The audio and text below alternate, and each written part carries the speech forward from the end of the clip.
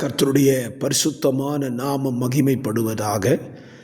ஆசீர்வாதமான ஒரு நல்ல கால வேளையிலையும் அனுதினமன்னா என்ற வேத தியானத்தினால் உங்களை சந்திப்பதில் மிகுந்த சந்தோஷம்.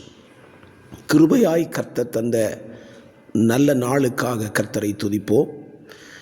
இந்த நாள் இந்த வருடத்தினுடைய 2வது மாதம் 3ஆம் தேதி காலவேளை.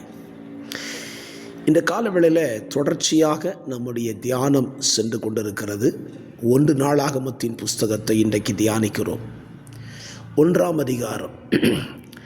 இந்த அதிகாரத்தை நீங்கள் வாசித்து தொடங்கினாலே முழுமையும் பெயர்களால் சூழப்பட்ட ஒரு அதிகாரம். ஆதாம் முதல் தொடர்ச்சியான வம்சங்களிலே வாழ்ந்தவர்களின் பெயர்கள் எல்லாம் இந்த அதிகாரம் குறிப்பிடப்பட்டிருக்கிறது.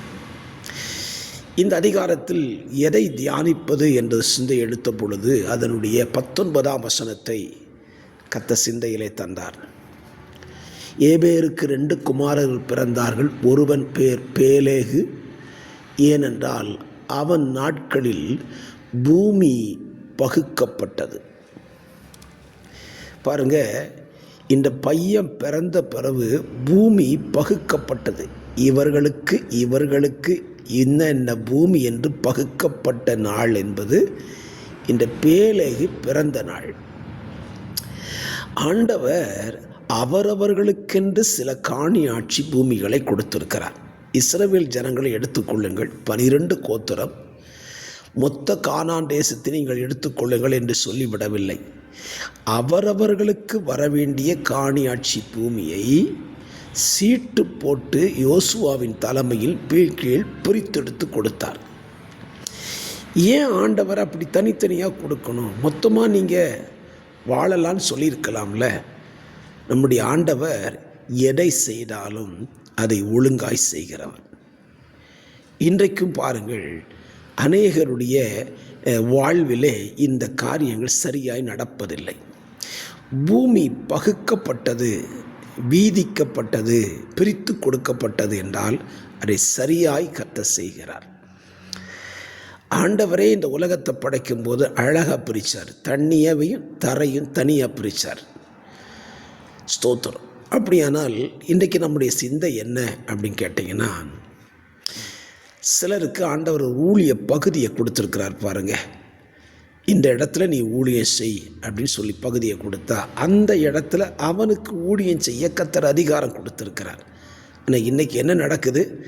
ஒருவன் ஊழியம் செய்த பகுதியிலே போய் இன்னொருத்தர் ஊழியத்தை ஆரம்பித்து அந்த ஊழியத்துக்கு எதிராக செயல்படுகிறார். இதுதான் இன்றைக்கி கிறிஸ்தவ உலகத்தில் நடந்து கொண்டிருக்கிற மிகப்பெரிய ஆபத்து. அது ஊழியர்களை நாம் என்ன சொல்வது? எத்தனையோ இடங்கள் இன்னும் ஊழியங்கள் இல்லாத இடங்கள் இருக்கிறது. அங்கே போய் கர்த்தருடைய ஊழியத்தை ஆரம்பிப்பவர்களுக்கு அவர்களுக்கு மனம் வருகிறதில்லை. ஒருவனுக்கு கொடுக்கப்பட்ட இடத்துல போய் அங்கே இருந்து ஒரு ஊழியத்தை ஆரம்பித்து அந்த ஊழியத்துக்கு எவ்வளவு தொல்லை கொடுக்க முடியுமோ அதை செய்து கொண்டிருக்கிறார்கள். அதே போல தான் ஒரு குடும்பத்தை எடுத்துக்கொள்ளுங்கள். ஒரு முற்பிதாக்கள் சம்பாதித்து வைத்த சொத்தை அந்த குடும்பத்தில் உள்ள பிள்ளைகளுக்கு சரியாய் பகுத்து கொடுக்காமல் செய்கிற தவறினாலே எத்தனை குடும்பங்கள் இன்றைக்கு கோர்ட்டு படி ஏறி கொண்டிருக்கிறது. எதற்காக? சொத்தை பிரித்து கொடுப்பதற்காக. ஆண்டவராக இயேசு கிறிஸ்துவனிடத்திலும் இப்படி ஒரு பிரச்சனை வந்துச்சு. ஆண்டவரே, எங்களுக்கு வரக்கூடிய சொத்து வீதத்தை பங்கிட்டு கொடுங்கள். ஆண்டவர் கேட்டார், சொத்தை பங்கிடுகிறதுக்காக நான் வந்தேன். அவர் வந்த நோக்கம் வேறு. ஆகவே என்னை கேட்கிற கர்த்தருடைய பிள்ளைகளே, நாம் தேவ பிள்ளைகளாக இருந்தால் தேவன் நமக்கு தந்திருக்கிற ஆஸ்திகளை, ஊழிய எல்லைகளை சரியான விதத்தில் கையாள வேண்டும். தேவையில்லாத பிரச்சனைகளை நாமே உருவாக்கிவிட்டு இந்த உலகம் தேவனை தூஷிக்கிற அளவுக்கு நாம் நடந்து கொள்ளக்கூடாது.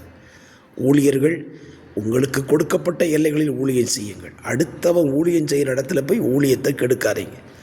விசுவாசிகள், உங்களுக்கு கொடுக்கப்பட்ட திருச்சபையில் கர்த்தரை ஆராதியுங்கள்.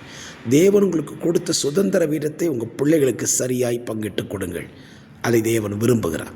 செய்வீங்களா? ஜெபிக்கலாம். பரிசுத்த பிதாவே, எங்கள் தேவன் நல்லவர், சரியாய் செய்கிறவர். நாங்களும் அப்படியே சரியாய் செயல்பட எங்களுக்கு கிருபை தாரும். இயேசுவின் நாமத்தில் பிதாவே, ஆமேன், ஆமேன்.